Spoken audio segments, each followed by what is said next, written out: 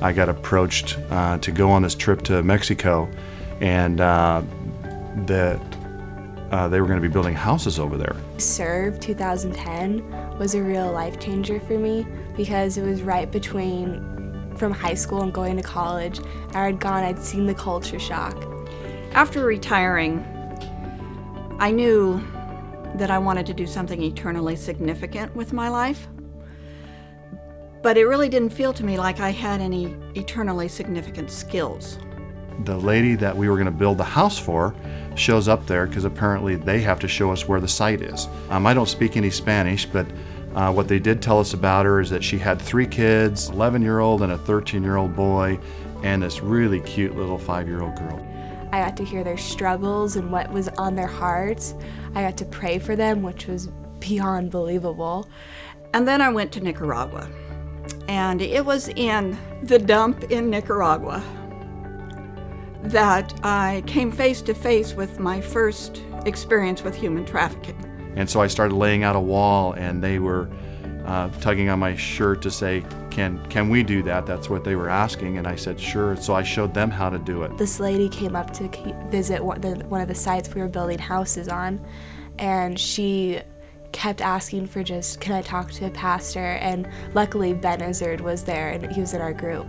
And we just went over and talked with her, and she explained a little bit of her story and how just her heart was burdened and weighed down. There was a little girl there who was 12 years old, and her mother had sold her to the garbage truck drivers so that they would dump the best garbage in the family space. And just that morning, that little girl had found out that she had HIV. We brought the mother down into the crowd, and we were going to take photographs, and then I'm looking around and trying to find the kids so we can have them in the picture as well, and I can't find them. So I talked to the interpreter, and she says her kids are actually in another town. I was stunned. I said, what do you mean? They were just here. And she says, no, those kids that were here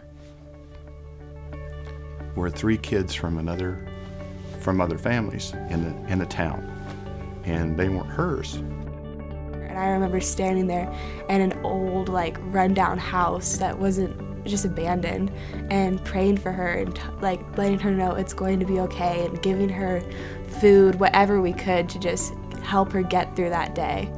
It just went round and round and round in my head. What is your life worth? What is your daughter's life worth? Is it worth more than a load of garbage? Would I go across the street to my neighbor's house to help him build a shed, which is what we were building for these people, and these kids weren't asking for anything?